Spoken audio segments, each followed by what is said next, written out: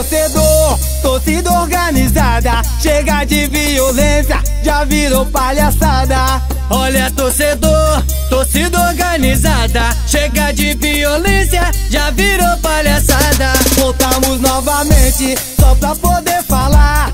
Ricardo e o Reginaldo, vem pra desabafar. Pedimos a vocês, me escute por favor. Torcida organizada, pare de botar terror. Sou MC Ricardo, 100% funkeiro. Sou primeiro comando, Zona Leste, eu sou Cruzeiro. Eu sou o Reginaldo, eu confio em Deus, sou forte. Eu sou da galocura, 100% Zona Norte.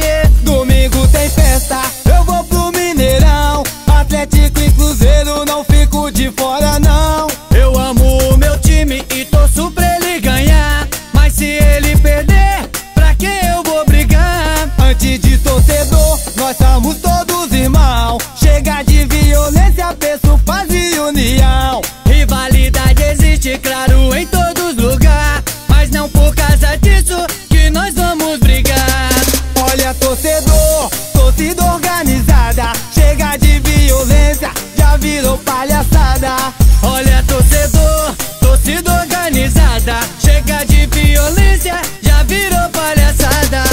Olha torcedor, torcida organizada, chega de violência, já virou palhaçada. Olha torcedor, torcida organizada, chega de violência, já virou palhaçada. Hoje você vê violência em todo lado, quem vai para os estádios não é mais respeitado. Lembramos com tristeza de fatos que aconteceu. Por causa da violência, muitos torcedores morreu. Máfia azul e galocura, ave coelhões, mancha verde e rubro negro, também tem a gaviões. Eu peço a paz dentro e fora dos estádios. Ricardo e Reginaldo, esse foi mais um recado. Olha torcedor, torcida organizada, chega de violência, já virou palhaçada. Olha torcedor, torcida organizada, chega de violência, já virou palhaçada.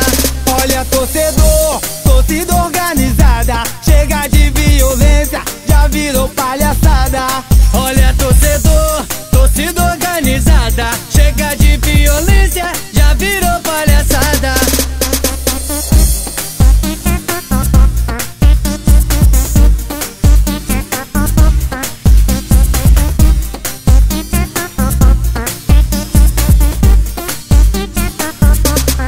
Olha torcedor, torcida organizada, chega de violência, já virou palhaçada.